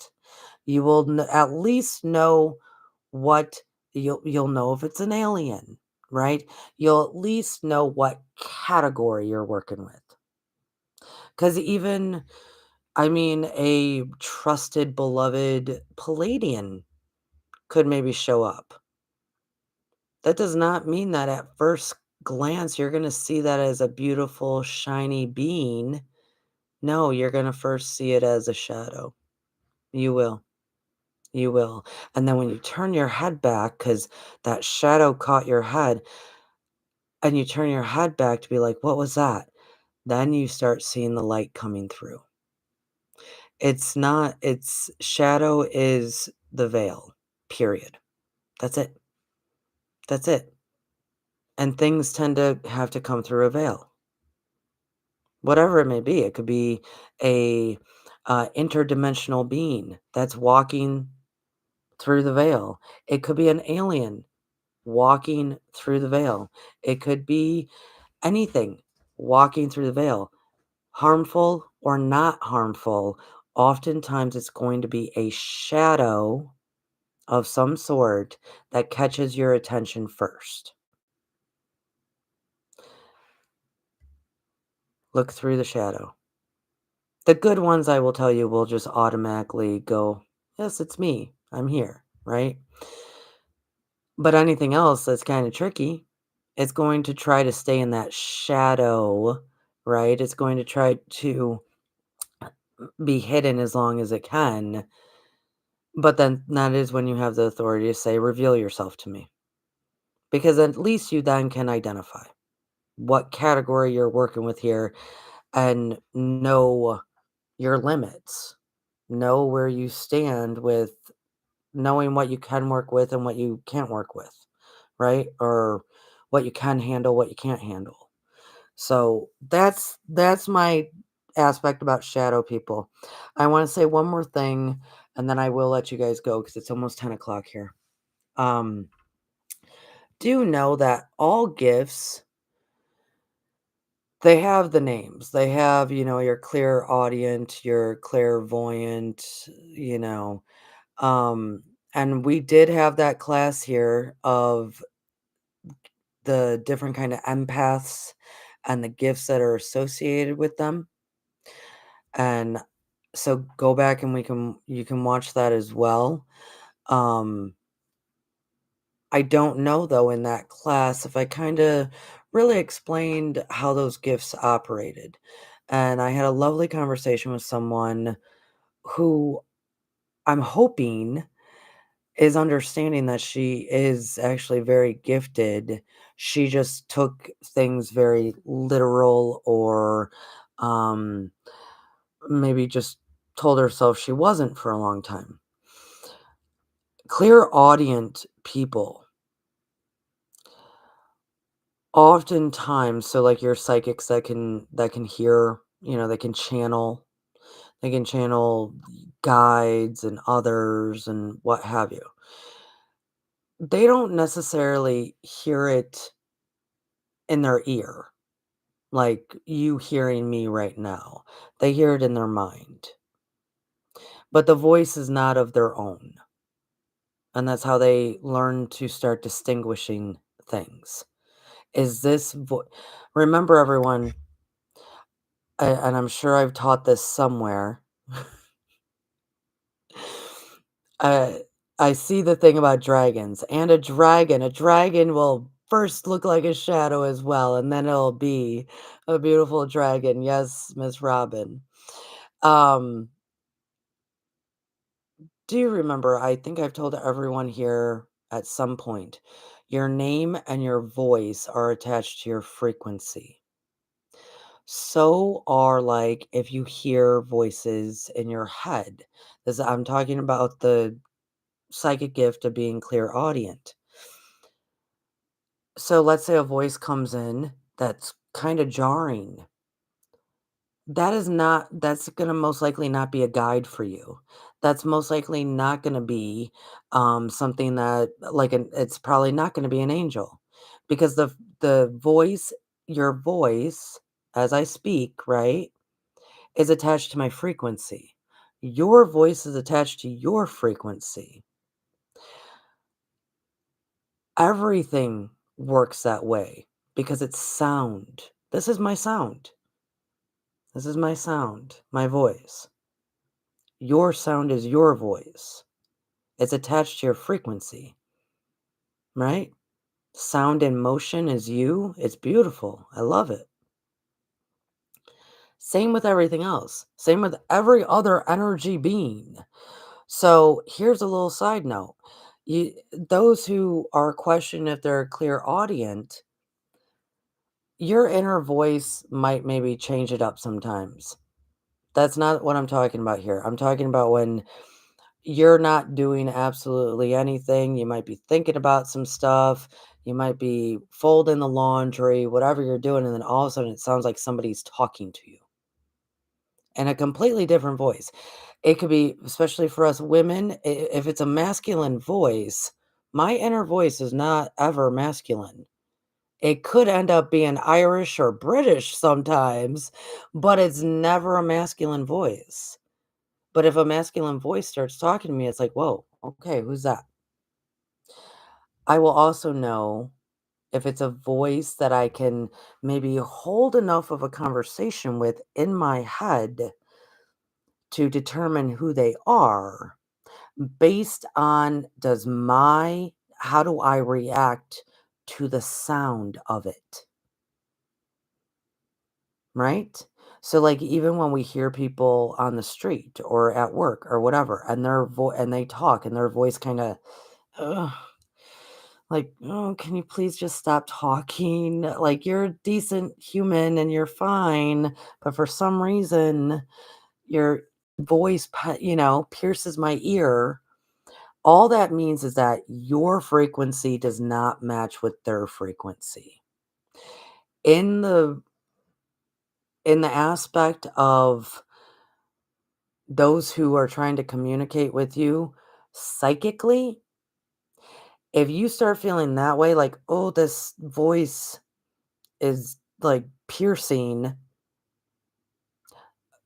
when in doubt, pyramids up.